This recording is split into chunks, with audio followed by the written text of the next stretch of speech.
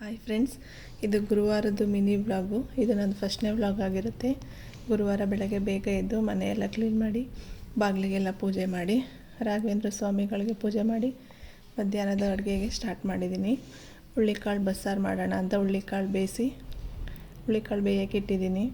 ಹಾಗೆ ಸೈಡಲ್ಲಿ ಅನ್ನಕ್ಕೆ ಇಟ್ಕೊಂಡು ಹುಳ್ಳಿಕಾಳು ಬೆಂದಮೇಲೆ ಅದಕ್ಕೆ ಹಾಕೋಕ್ಕೆ ಒಂದು ಬಾಣಲಿಗೆ ಎಣ್ಣೆ ಹಾಕಿ, ಈರುಳ್ಳಿ, ಅದಕ್ಕೆ ಬೆಳ್ಳುಳ್ಳಿ, ಒಂದು ಸ್ವಲ್ಪ ಬೆಳ್ಳುಳ್ಳಿ, ಒಂದೆರಡು ಈರುಳ್ಳಿ, ಅದನ್ನು ಫ್ರೈ ಮಾಡ್ಕೊಂಡು, ಅದು ಸ್ವಲ್ಪ ಫ್ರೈ ಆದಮೇಲೆ ಅದಕ್ಕೆ ಸ್ವಲ್ಪ ಕಾಯಿ ತುರಿ ಸೇರಿಸ್ಬೇಕು. ಆಮೇಲೆ ಸ್ವಲ್ಪ ಕಾಳಿಗೆ ಒಗ್ಗರಣೆಗೆ ಈರುಳ್ಳಿ ಹೆಚ್ಕೋಬೇಕು. ಕಾಳು ಬೆಂದಮೇಲೆ, ಹುಳ್ಳಿಕಾಳು ಬೆಂದಮೇಲೆ ಮಿಕ್ಸಿಗೆ ಹುಳ್ಳಿಕಾಳು ಹಾಕ್ಕೊಂಡು ಅದಕ್ಕೆ ಫ್ರೈ ಮಾಡಿ ಇಟ್ಕೊಂಡಿರ್ತೀವಲ್ಲ ಈರುಳ್ಳಿ, ಬೆಳ್ಳುಳ್ಳಿ, ಅದನ್ನು ಹಾಕ್ಕೋಬೇಕು. ಅದನ್ನು ಹಾಕೊಂಡ್ಮೇಲೆ ಒಂದು ಸ್ಪೂನ್ ಖಾರ ಪುಡಿ, ಒಂದೆರಡು ಸ್ಪೂನ್ ಧನಿಯಾ ಪುಡಿ, ಆಮೇಲೆ ಸ್ವಲ್ಪ ಕಡಲೆ, ಒಂದೆರಡು ಪೀಸ್ ಚಕ್ಕೆ ಹಾಕಿ ರುಬ್ಕೋಬೇಕು. ರುಬ್ಕೊಂಡಾದಮೇಲೆ ಕಾಳು ಸೋರಿಸ್ಕೊಂಡು ಅದೇ ಪಾತ್ರೆಗೆ ಒಗ್ಗರಣೆ ಹಾಕ್ಕೊಳ್ಳೋಣ.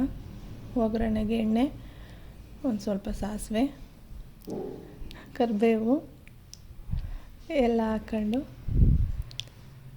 ಹಾಸನ ಸ್ಟೈಲ್ ಒಗ್ಗರಣೆ ಹುಳ್ಳಿಕಾಳು ಬಸ್ಸಾರು ರೆಡಿ ಆಗುತ್ತೆ. ನಮ್ಮ ಮನೇಲಿ ಇದೇ ಥರ ಮಾಡೋದು. ನಿಮ್ಮ ಮನೇಲಿ ಯಾವ ಥರ ಮಾಡ್ತೀರಾ ಕಮೆಂಟ್ ಮಾಡಿ. ಉಪ್ಪು ಹಾಕಿದರೆ ಹುಳ್ಳಿಕಾಳು ಸಾರು ರೆಡಿ.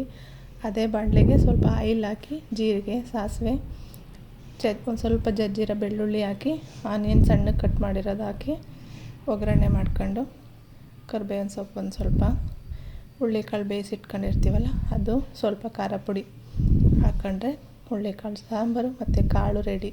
ತಟ್ಟೆಗೆ ಅನ್ನ ಮತ್ತು ಸಾರು, ಕಾಳು ಹಾಕ್ಕೊಂಡು ನಮ್ಮ ಹಾಸನ ಸ್ಟೈಲ್ ಹುಳ್ಳಿಕಾಳು ಬಸ್ಸಾರು ಊಟ ಮಾಡೋಕ್ಕೆ ರೆಡಿ.